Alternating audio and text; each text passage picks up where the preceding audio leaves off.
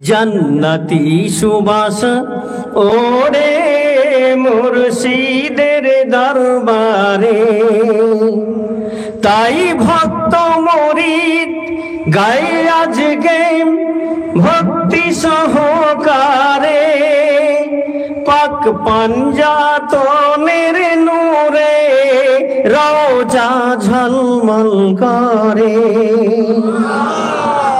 জান্নাতি সুবাস ওরে মুর্শিদের দরবারে, আমার মুর্শিদ পীরে লাসানি, তিনি হুজুর পাকের নূরানি।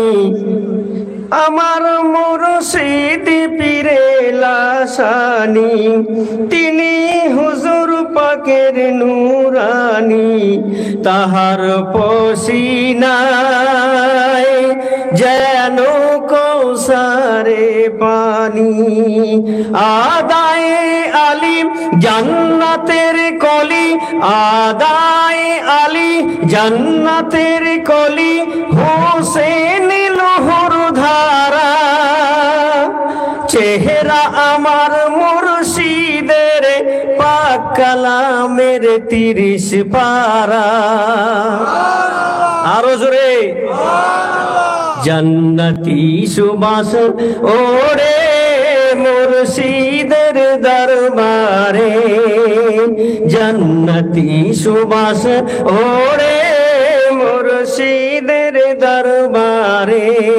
কবি বলছেন, কি বুঝবে ফকিরি খেলা, ফকিরের উপর আল্লাহর যত লীলা। জোরে বলেন সুবহানাল্লাহ। কি বুঝবে ফকিরি খেলা, ফকিরের উপর আল্লাহর যত লীলা। কেহ আনা সাগর শুকায়, জোরে বলেন। এই আনা সাগর শুকায়নি? খাজা মঈনুদ্দিন চিশতি রহমতুল্লাহ বলছে, আল্লাহ আমার এই ছোট্ট লোটার মধ্যে সাগরের পানিটা ঢুকিয়ে দাও। আর সুবহানাল্লাহ জোরে বলেন। আল্লাহ পাক তার সম্মানার্থে, কেন খাজা বাবা কার বন্ধু? আল্লাহর বন্ধু। জোরে বলেন সুবহানাল্লাহ। তো বন্ধুকে তো বেজার করা যাবে না, তাই বন্ধুর সম্মানার্থে শুধু বলতে দেরি হয়েছে, আনা সাগরের পানি লোটায় ঢুকতে দেরি হয়নি। জোরে বলুন।